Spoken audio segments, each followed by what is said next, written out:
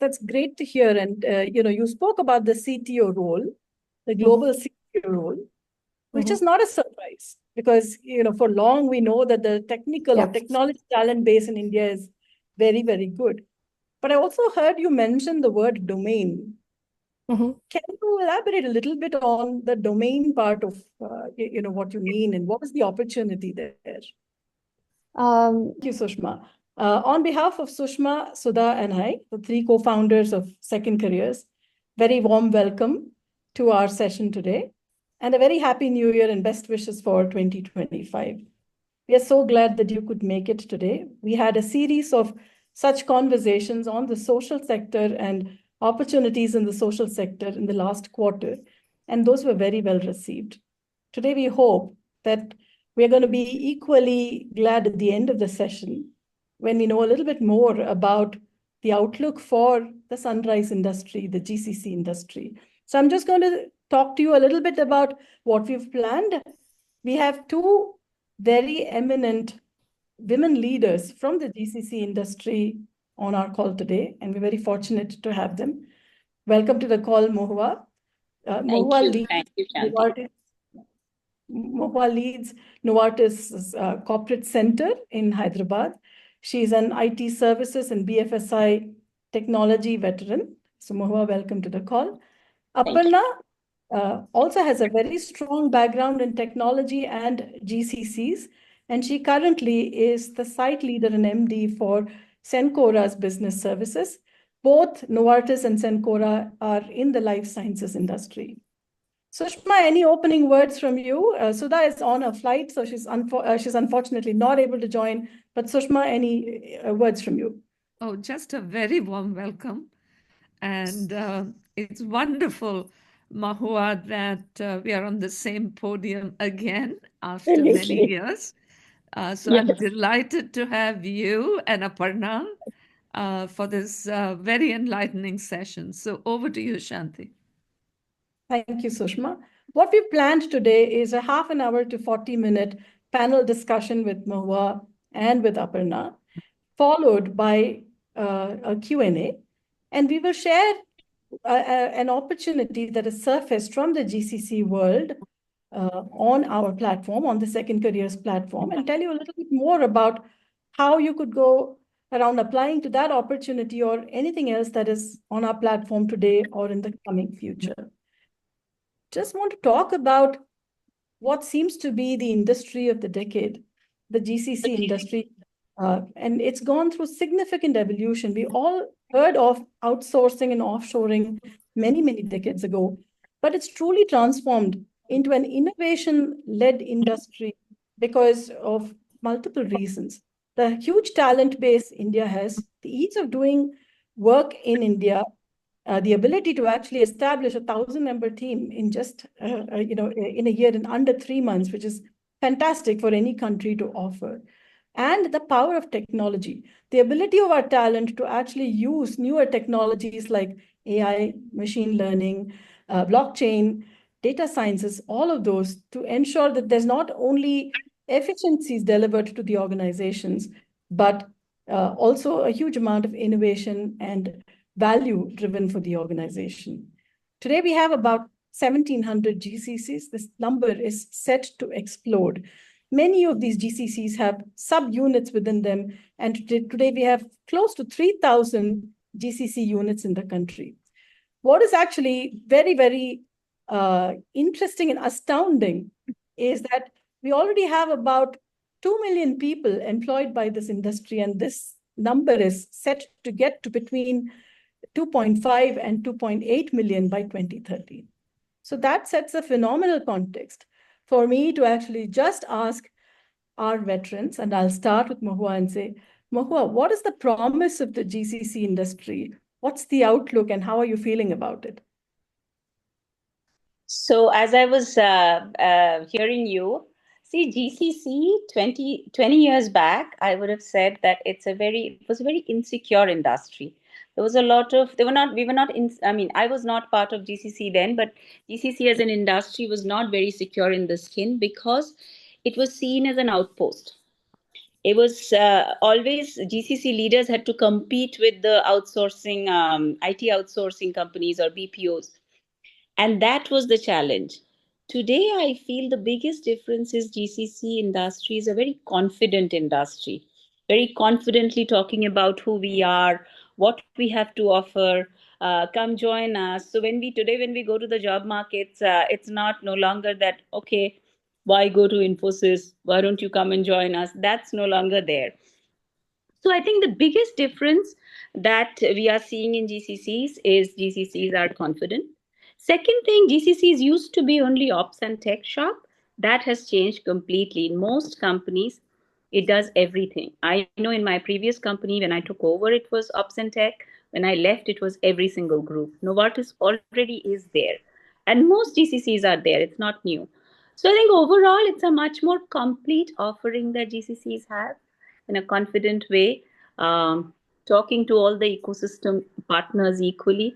So that's in a nutshell. I can go on and on with that. I'll let Aparna talk.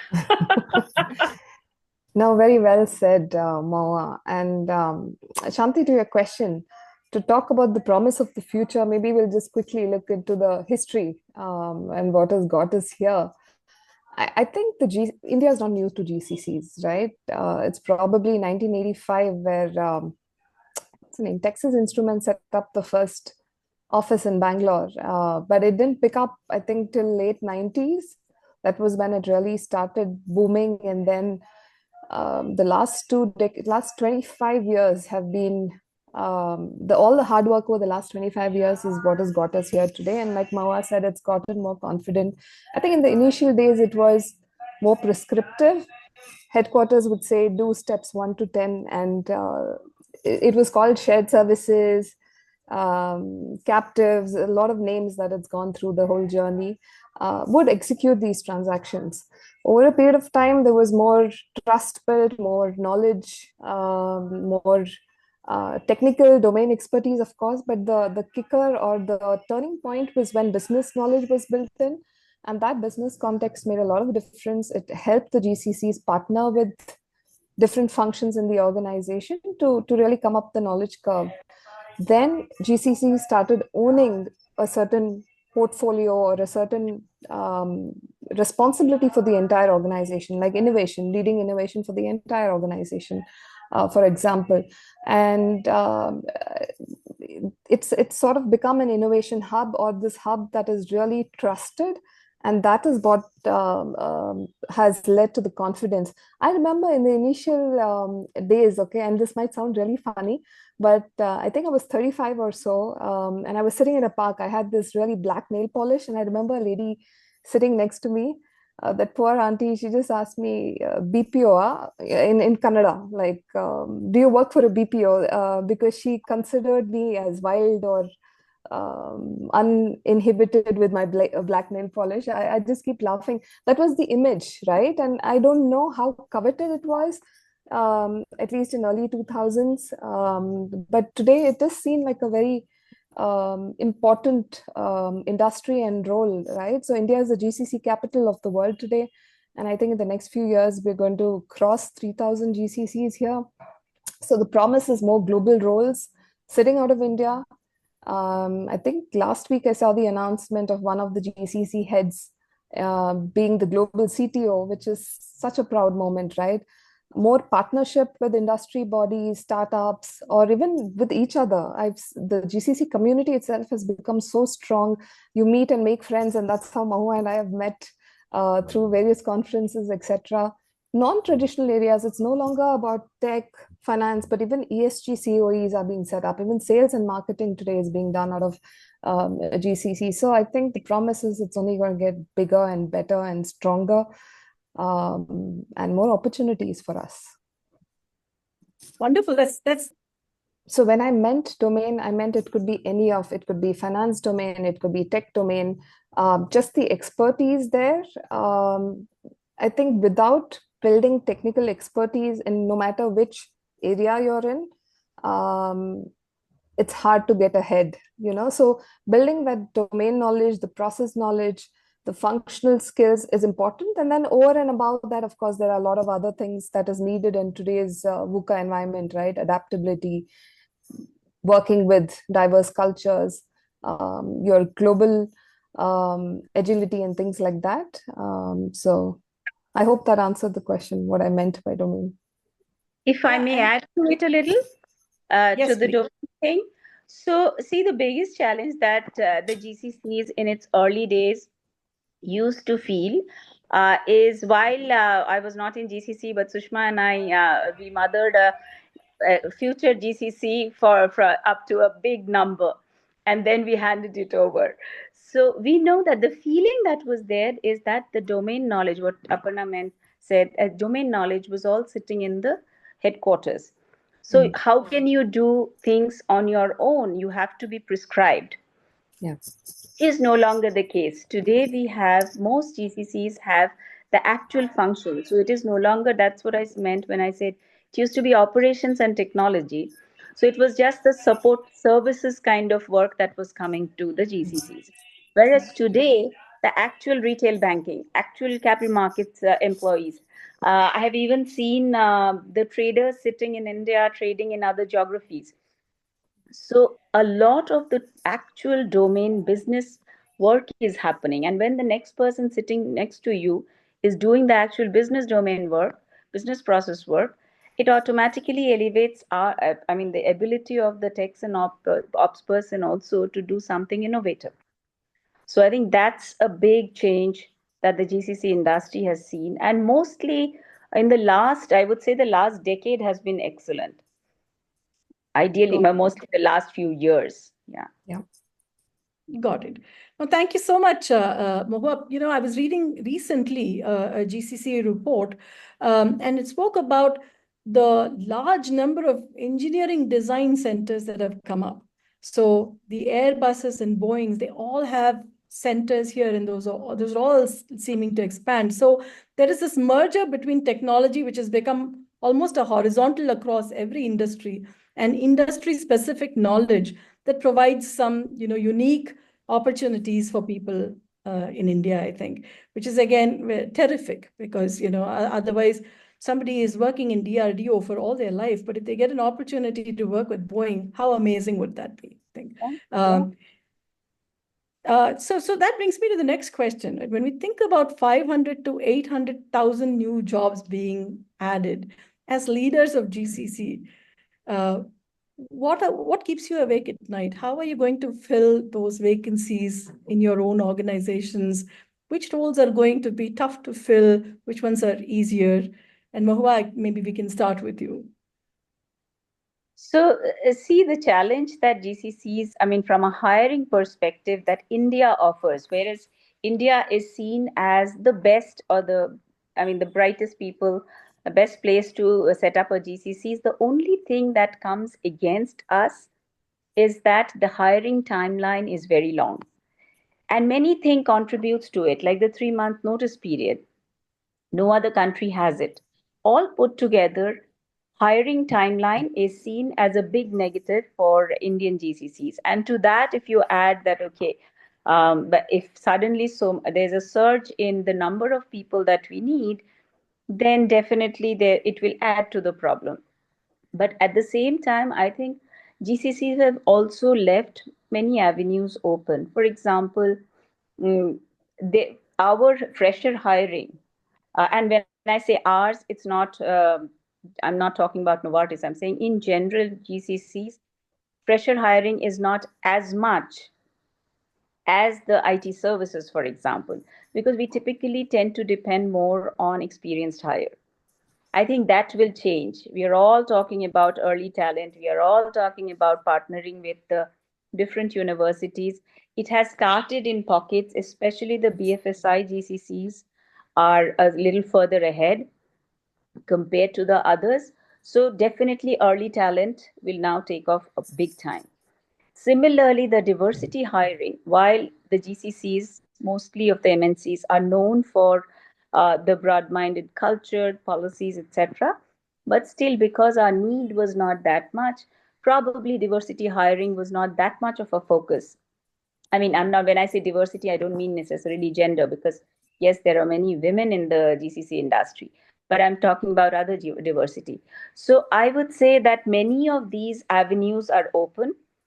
So we just have to change our style of hiring. Our talent acquisition has to look differently. The other thing we need to look at, everybody's looking at it, are the returning Indians. There are so many people who want to come back to India, given that our economy is in such a great shape. There is so much that the Indian economy can offer. So all of these are open, which we have really not explored to that extent. And I think that so the GCCs just need to look every other way, not just hiring from each other and poach from each other. Aparna, your thoughts on, talent strategies that could make a difference in this environment? Sure, and I think Mahua has covered most of the points, but I will add to it. See, today I think we've got 1,800, I think undocumented, probably 2,000 GCCs. And if you're saying in the next few years we're going to be 3,000, the challenges will probably remain the same, what we have today. It'll just be amplified because you have more opportunities and more number of GCCs coming in, more roles. So the challenges today is, first of all, how do you get our internal talent upskilled for all the roles that are coming in? How do you get the right external talent? How do we make our talent ready for global roles? And of course, like Mohua mentioned, diverse talent. The reality is all of us are competing for the same talent group. And today, talent has so many options, right? So one of the things that we all have to get right is, what is our USP and why should someone join us and not the remaining 1,999 GCC? So it'd be very important for all the GCC leads to think about that a little. Purpose really helps, meaningful work helps, good training programs, good engagement programs help. And like Mohua said, getting our talent acquisition to think a little differently also. Today, largely we restrict our talent pool to both genders, more so one gender than the other. We've still not achieved a good gender diversity as an industry. I think we're probably at 35% or so, but then we're missing all the other talent pools. So in a past life, right, in another GCC, life science GCC that I was leading, we focused on differently abled colleagues, hearing and speech impaired, visually impaired colleagues, people who have done their, people from the Army and Navy, from veterans from the armed forces, trans communities, also children of farmers, for example. And those are still largely untouched talent pools. So just to diversify the talent pool and not make it restricted, and that paid off. And like Mohua mentioned, early talent, what I've noticed is if you get people fresh out of college, they stay with you for at least 3 to 4 years, which is ideal, especially when there's so much of competition. Second is, how do we train our colleagues once we get them? Because yes, the domain knowledge, tech knowledge is extremely important. But, I read this joke, actually, it was a meme that said, I want AI to do my laundry and dishes so that I can focus on my art and writing and not the other way around. But the reality is today AI is taking over a lot of our work, right? So it'll be all the more important that the human skills, the person behind the AI tool becomes,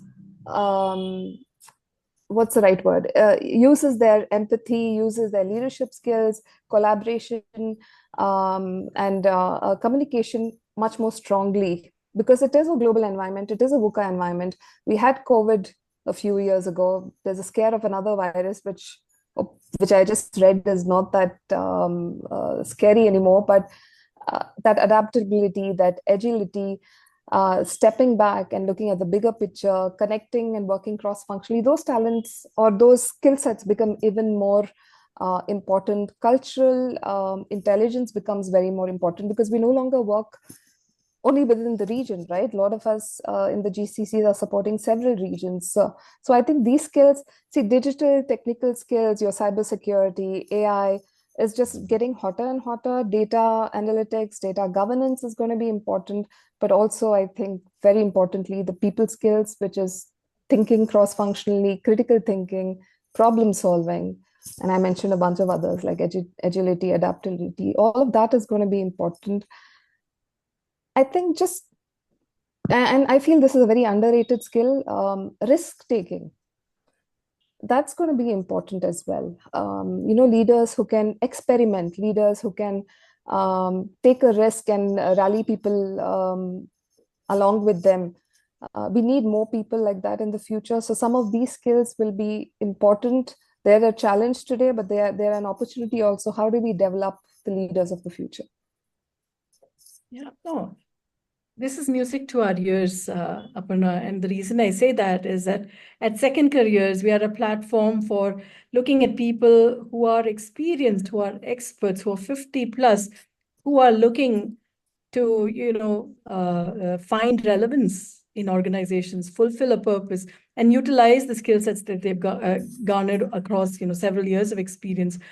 So some of the roles that you spoke about, some of the characteristics that you spoke about, this is the group that will naturally possess some of those, just having gone through years of experience, right? Yeah. So I think this is music to our ears, and I see a lot of questions on the subject of roles. So I'm actually going to ask you to talk about the 50 plus group. You just speak about gender, and you spoke about armed forces and several other diversity groups. And age is actually not a diversity segment, it is an inclusion segment, right? Because everybody is going to get there. It's not unique. So, so when you look at this group, can you think of a couple of roles where the industry is going to say, yeah, this is the group I want to look at. I want to look at people with experience and expertise, and we will welcome people, even if they don't have the GCC background, to come and apply. The questions for me, Shant? Yeah. I can. Sure, I'll go ahead. I do think there is a bias. Let me just bring it out right up front. I do think there's a bias against age. And I think as an industry, we need to get better at it. As a society, we need to get better at it because, as you rightly put, we all are aging. I know I'm digressing a little bit, but the point I want to make is I feel that as we get older, we also, I don't know about everyone, but I have felt this, and I've spoken to a few women, they felt it too. When I turned 40, I felt very liberated. I don't know why. But I remember at that time, I had checked with a couple of other peers in the industry saying, do you feel the same? Like, you feel free somehow. Till that age, it was all about doing things for everybody else, and something switched on in me where it was like, now I'm going to focus on myself. So I think it brings wisdom. You have a sense of liberation where you want to do the right thing. You don't care so much about opinions that are holding you back, and you also feel that there's a sense of wisdom. And it's been many years after that, but I still feel that was a turning point for me because I just felt freer. And I think the 50 plus group, right? What is the unique USP of that group? There's maturity, there's wisdom, there's years of experience, there's leadership skills. You've gone through experience that you can share and mentor others. And there are, of course, strategic insights because you've done several roles till there. I think this group needs to look at leveraging those skills. So what do I mean by that? One is, doing consulting advisory roles or mentoring upcoming leaders, governance or board kind of roles. Or even, we just spoke about domain knowledge, right? If you look at today, a lot of things are simplified for the younger generation. Like you take a computer also, everything is through the user interface. But if you go back and try and solve a problem of why certain things are done in a certain way, it is this group that's gone through the journey of different versions of technology, which probably some of them have not even heard of, the legacy systems or things like that we have had in the past. So subject matter expertise, that's where I think this group can play a role. Training is something that I think, even if I think, what do I want to do in the next few years? Training is something that is very exciting because you have a lot of material to share. So the training and development is an area where I think this group can help as well. or even roles that need community outreach, DI advocation kind of roles. And I'm pretty sure I'm missing a few roles there, but I think GCCs can definitely leverage the stability, the mentorship, and the adaptability of this group. Thank you, Aparna. There's a lot of different thoughts and ideas that you've given. I'm going to ask Mohua. Mohua, 2-3 roles that come to your mind that actually the GCCs are going to look at this talent pool for. So there is a first speaker's advantage. Aparna has covered it all pretty much. So I mean, as I always say, I think. See, if I look at in a very narrow way, if I look at just a skill-based thing, I would say a big area of focus or a big area where the 50 plus talent can come in handy is mainframe talent. Banking sector still has a lot of mainframe. We all struggled I struggled in my earlier time that with mainframe, because today's kids don't learn mainframe. They don't want to learn. It's not sexy enough. So different companies, different banking GCCs actually have learning centers. They've developed centers where they train their employees as they come in to mainframe. So I think that's an area where definitely this age group can step in. Only worry is this age group also, say 50 plus, they have also moved on in their earlier career also itself.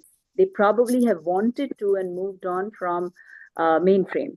So if there is a need for mainframe knowledge, maybe they can brush it up because they have the basic. So as a skill, as a technical skill, I would say that's an area. And to that, as Aparna said, any role which probably needs, and it's a very bad generalizing because there are many people who are very much 50 plus and very, very tech savvy, but still I would say if I have to generalize, any role which needs less of technology and more of experience, ability to connect with people, ability to bring in multiple different varied experience and put it together in one problem solving, I think those are the roles. If I think about it off the top of my head, say if I look at say an admin head role in a large GCC, that kind of a role needs less of technology because they all have technical support people working with them, which they can who they can reach out to. But the experience that they bring with themselves over the years of experience, over the years of working as an admin, is vast. And the kind of challenges that we face today in not just the GCCs, in any organization is unique. I mean, the Gen Zs and Gen Alpha, and I know I'm talking like an auntie, but that's just the reality. The kind of challenges that I have been facing, it's so weird, some of them, and a very experienced admin head comes in so handy because they know how to resolve these problems.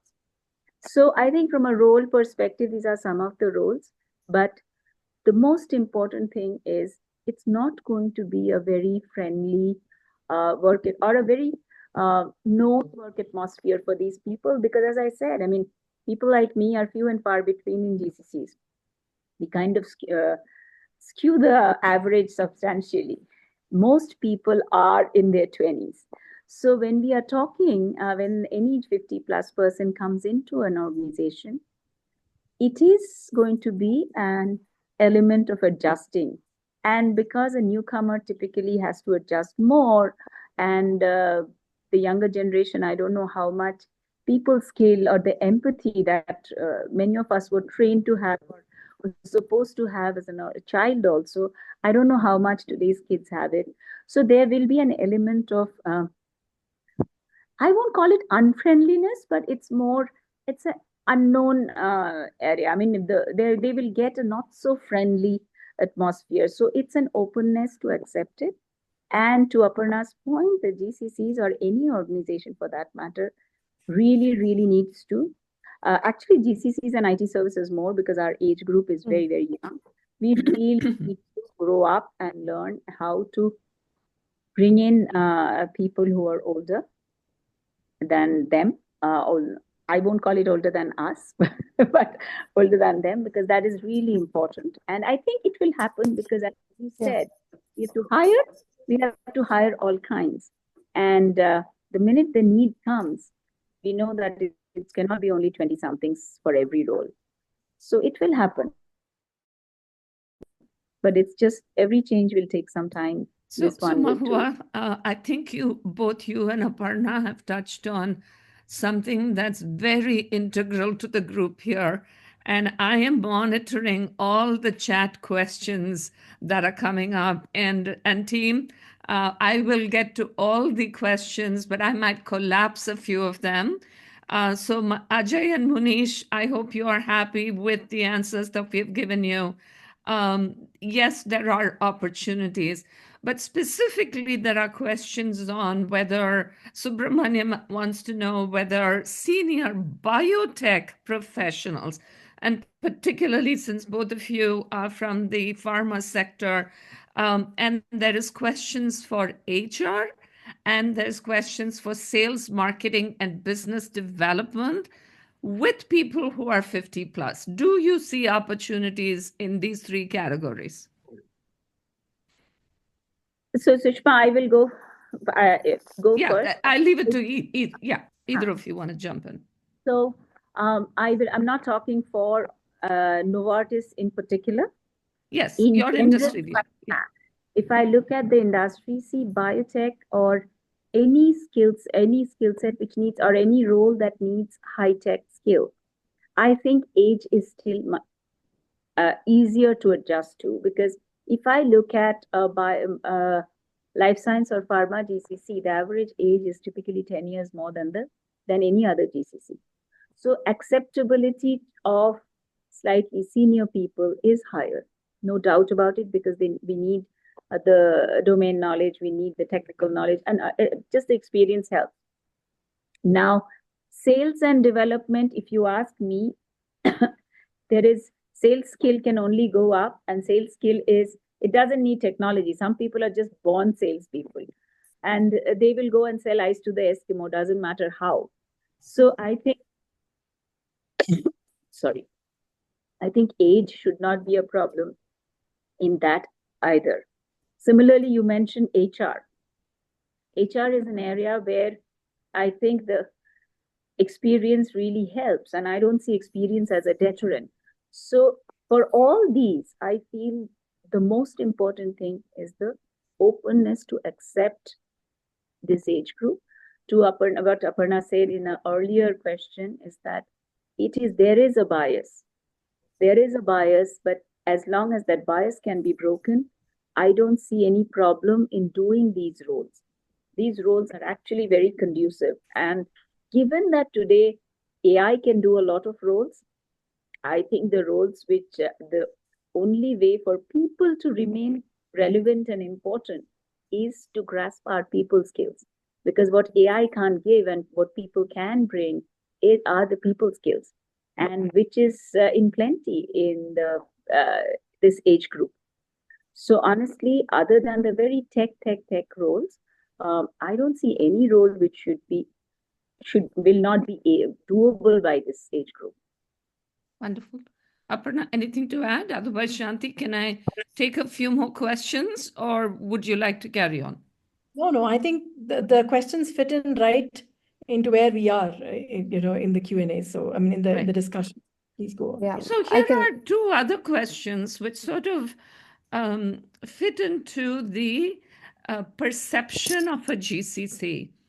So Krishna Prasad basically says GCCs are still viewed as back office fulfillment centers. Front office roles like sales leadership or business development typically is where it's customer centric. How will GCCs offer opportunities to global sales leaders like me? So it's an extension of the question. Aparna, you want to go ahead? I can go ahead and take a stab at that. And also probably I will combine it with, there's a question from Ajay that says that 50 plus people will not be considered. No, that's not what I said. I meant, see, the talent pool is open for everyone. There are biases that everyone holds. So if you notice, even today, you don't have 50-50 split in gender as well, with women and with both the genders. So are we saying there's a bias against women, or women are not being actively considered? No, that's not what I meant. I said there's a journey, and today I think people appreciate the inherent bias against one of the genders, and a lot of work has been done on diversity and inclusion. And just like Mahua said, we will also get better with age, but there's always the predisposition to look at younger people. So what I'll clarify. What I'm saying is the talent pool is open, it's diverse, and GCCs need to do a better job in hiring diverse people and including them in the organization.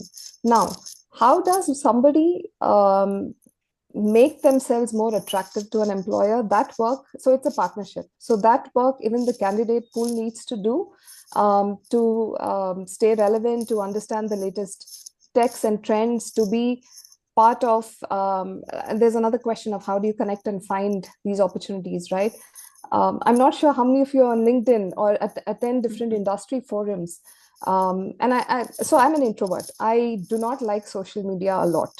Again, I don't want to sound like a dinosaur, but it is something that comes with the nature of job. So I do make it a point to update my profile, to connect with different industry leaders, to keep updated on the things that I'm doing and learning on LinkedIn, for example.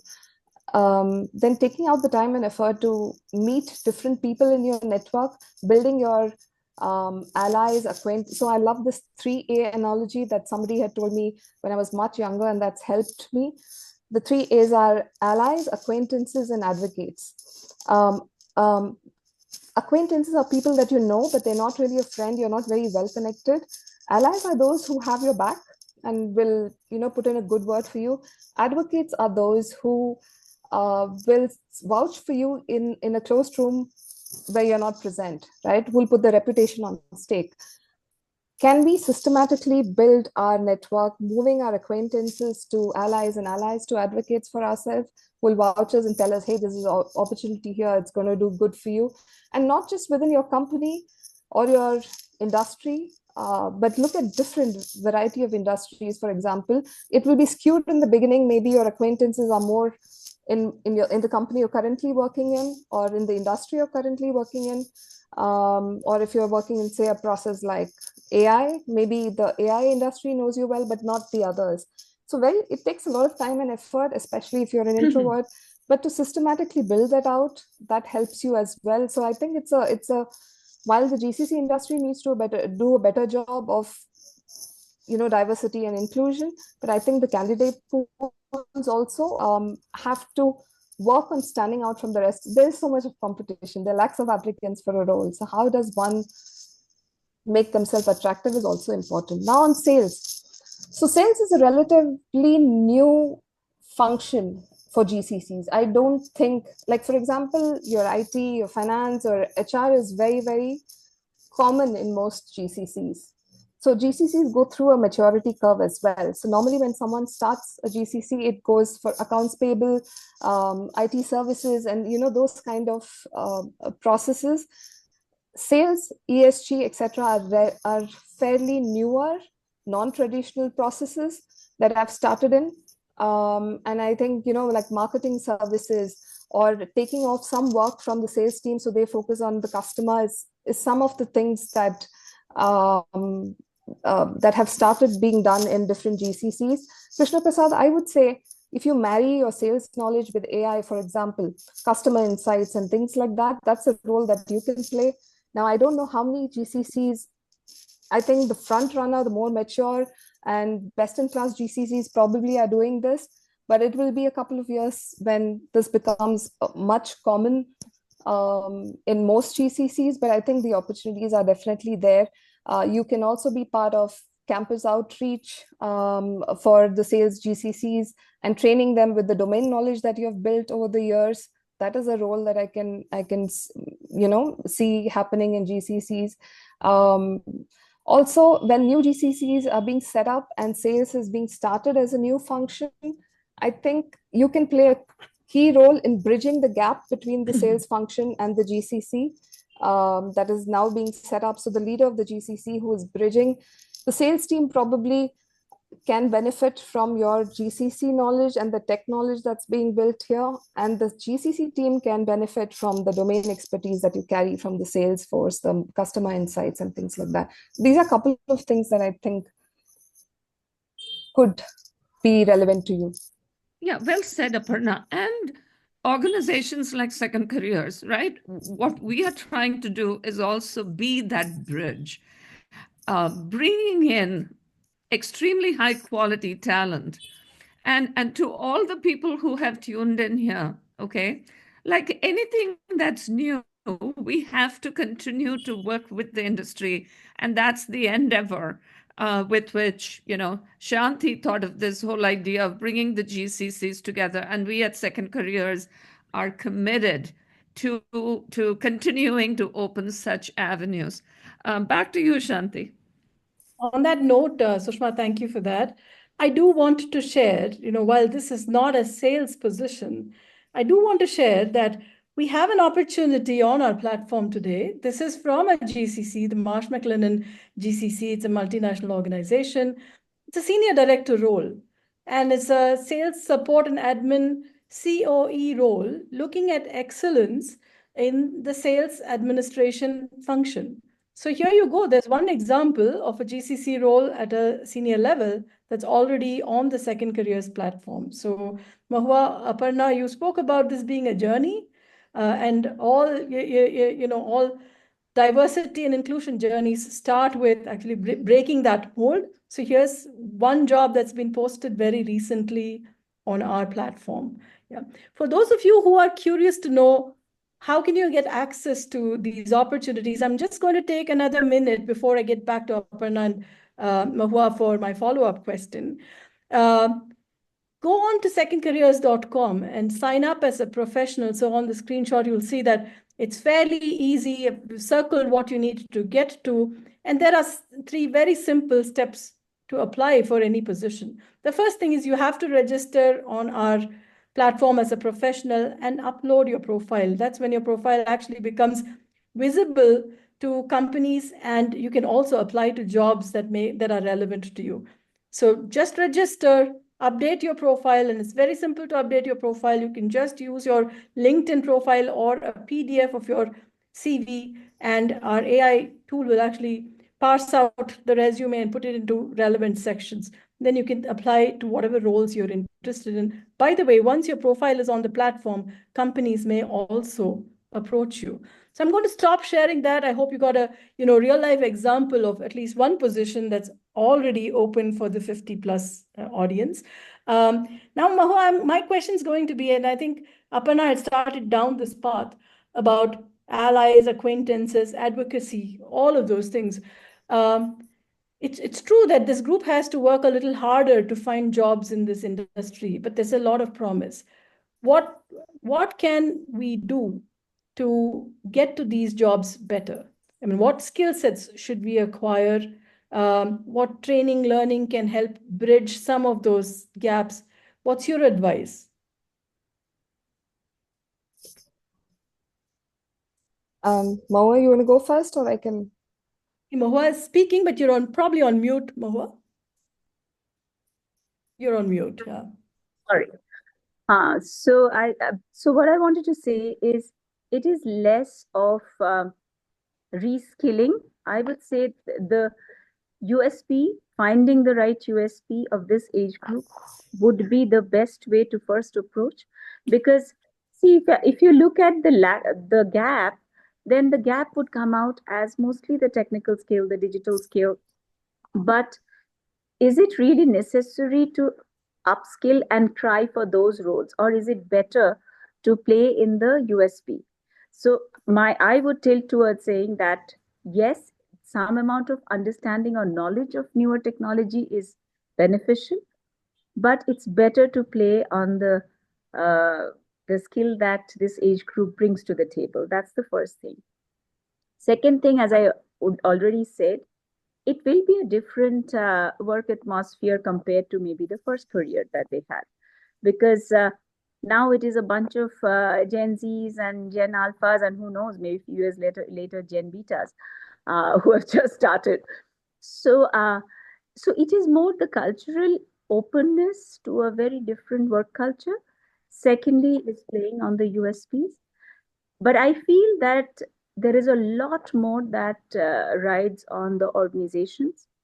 Just the sheer openness and openness to hire this age group. I was seeing some of the comments that, well, when a 50 plus CV goes, it is how the HR looks at it.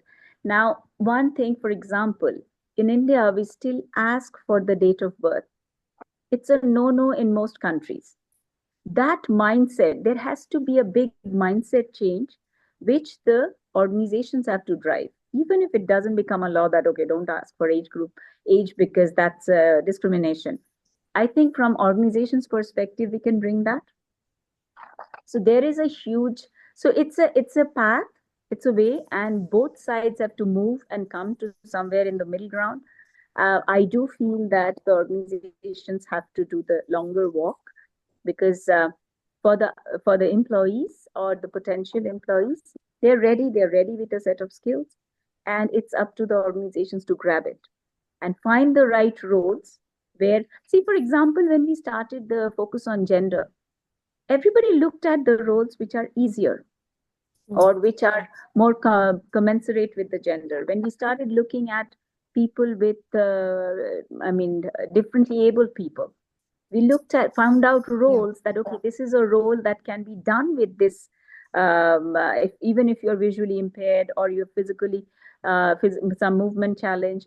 And the organizations created, the environment also was created to help them. I think a bit of that is not a bit, quite a bit of that is still pending when it comes to the age group. And funnily, we are discussing it in India. This is not a problem. And Sushma, correct me if I'm wrong, you're sitting there. This is not a problem. I mean, a 50-something doesn't feel that it's difficult to find a job in US, is it? It wasn't. But no, I think ageism is an issue across the board, but it is less so in the US, particularly with the changing engagement models. And that was one of the questions that I had for both of you in GCCs. People are hired as full-time hires, but here there are a lot of part-timers, there are a lot of flex-timers, and that is something that speaks so well to the 50-plus group. So how are the GCCs pivoting to that model where people are including, the 50-plus categories in these flexi engagement models? And if there is one thing that I'm very sure about as the entire world ages, I think this flexi model is going to, pervade. But how do you see it in GCCs? Aparna, can I take that? Because Sure. that's a favorite topic, huh?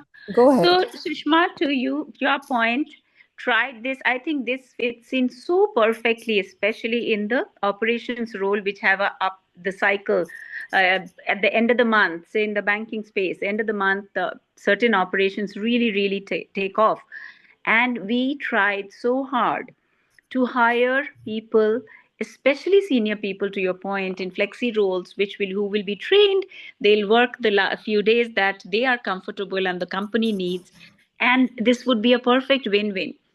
But when it came to all the regulations that we have had, it was almost, with, say, the PF being added, the health insurance, the healthcare, this, that, everything that comes as part of regulation, the cost was going up so much that everybody thought, okay, then I might as well have somebody who's in my roles, even if it's not even if they're not fully utilized. So I think that's an area where organizations like NASSCOM or any other regulatory organization does have a role to play. And of course, the companies, organizations like ours, where there's a need, we need to push for it. But this is an area which I completely agree with you that this is a perfect sweet spot. And this will be a win-win. There has to be, but so how we did it, we just went to the model of hiring through some other third-party organization, which is not the best way to go, because then you train somebody and that person tomorrow might be working elsewhere. So if we can carve out a flexible working model which works, I think that would be a true win-win. You just hit the nail on its head. Great, great. I echo the same. There was a time, I think not just the US, even Germany, for example, allows you to do part-time. I remember for leadership roles also, they would have two people do part-time for one role. So someone works for, 4 or 5 hours, another one. And when we were trying in a previous organization for returning mothers, right? Some people would have preferred to do part-time, but we just couldn't do it. And like Mohua, we started off with hiring them via a third-party service provider, and then eventually they had to be full-time. So I think we'll get there as a country. Things have evolved, like our 3-month maternity leave has become 6 months, right? From 2017, if I remember right. So I think we're heading in the right direction in various areas. It'll take some time, but we'll get there, I'm pretty sure. All right, I think we are coming towards the end, Shanti. Yeah. No, I just want to ask anyone in the audience whether they'd like to unmute and ask a question that we have not yet asked or they've not put in chat. Because I know that we've picked up a number of questions from chat. Anyone wanting to ask a question to our speakers? I would love to ask a question, Shanti, if I may. Please. Question to both of you, Mohua and Aparna. The question is around generational workforce, right? We are looking at 5 generations of workforce that we have to engage in. Are you already thinking about how to engage this multi-generational workforce and how to make it work for everyone? Okay. Aparna, you want to go first, or? I think the opportunity is definitely there. Unfortunately, it's probably skewed in most GCCs, an honest answer, because I know that now it looks like majority are millennials, at least 95% or so, and maybe there's 3-4% of Gen Z.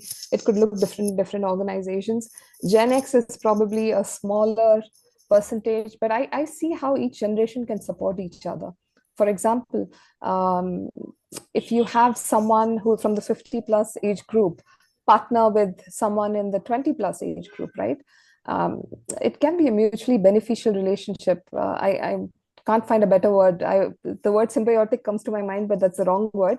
A mutually win-win situation where the 50 plus colleague can actually pave the way from a campus to corporate sort of guidance, mentoring, training on leadership, soft skills, or even other problem solving. And the 20 plus person can actually help with the latest trends and technology. I've seen that they're extremely quick in using the latest apps and, navigate through different technical innovation. So I think it can be a mentoring and reverse mentoring sort of a combination that can benefit both for sure. And then it's a cycle, because the 20% plus person goes to the next generation. They will be in the situation that we are today, and that process will go on. But I think it can definitely exist. We need some programs to tailor this more formally. But yeah, that's the way I'm thinking. And to your question, I'm sorry, I'm a little blind, so I'm not seeing the name. So to answer your question, see, the GC, one of the key skill sets that NANSCOM in the last 2 years report has pointed out with respect to GCCs is this multi-generational working together. And that will actually pave the way of, or is already, according to NASCOM, it's already a big positive that India brings to the table when it comes to the GCCs. So the few levers that has been identified as why India is winning over the other countries when it comes to GCCs.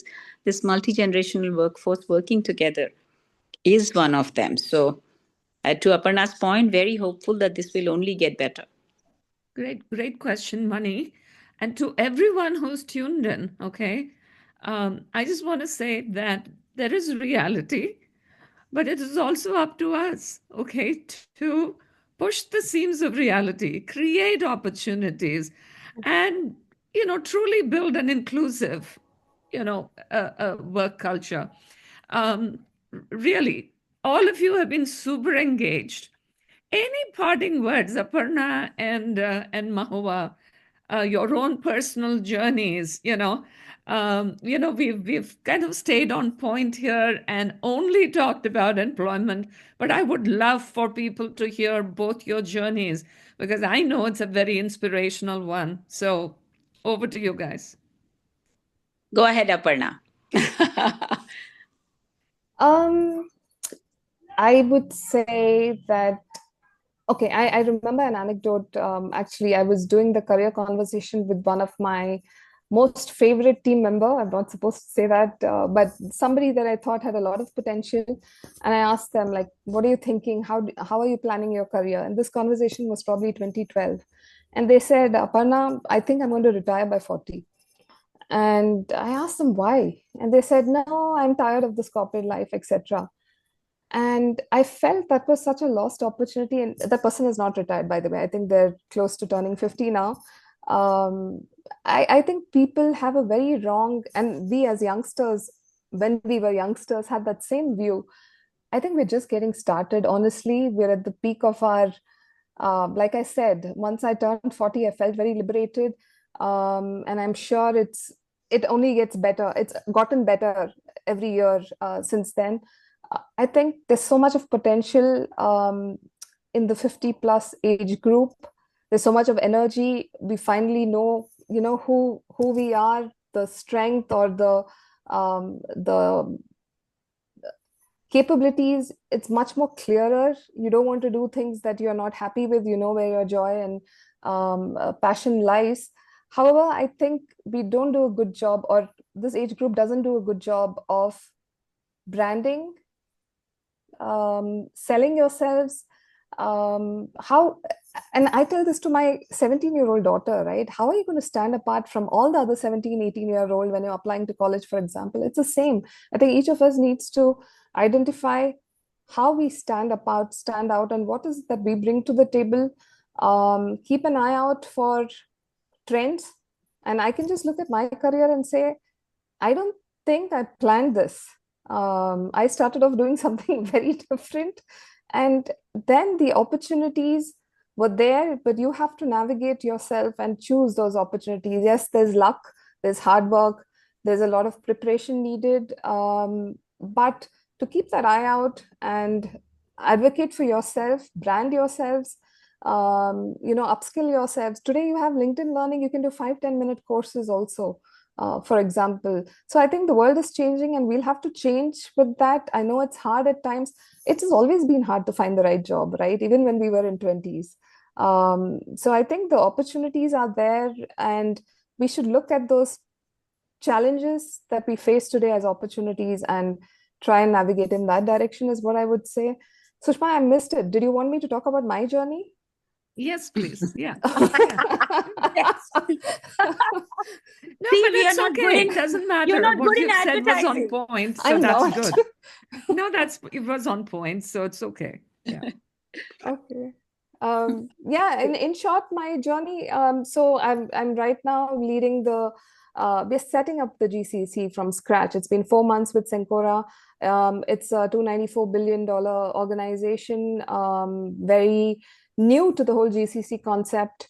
It's a Fortune 9 company, but we're just starting off this journey. Before that, I was leading Cargill's GCC, which is a 4,000 member team across Bangalore and Gurgaon in India. Prior to that, I was leading Bayer Monsanto for 12 years. I was the GCC lead. I was also doing several other roles like finance transformation. I was the global process owner for a couple of work streams. I was with Tesco for 8 years, with HP before that. So Yeah, so you Phenomenal. can. Phenomenal career. Well, thank you so much, Aparna. I think, Sushma, with your, if you're okay, we can go ahead and close the call now. I just want to say that, Aparna, what you said was extremely inspiring. There's so much we can do to brand ourselves better and, grab those opportunities that may be there. We already possess the experience. It's about portraying it correctly. And at Second Careers, we're thinking exactly about how we want to help our professionals do that. So you're planning for something in Q2, and so stay tuned, everybody, on how we can help you build your brand better.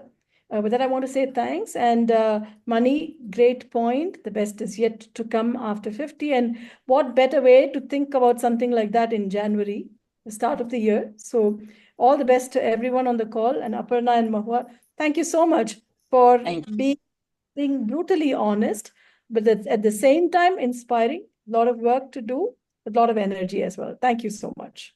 I said, I mean, as to Aparna's point, I feel 50 is the best age.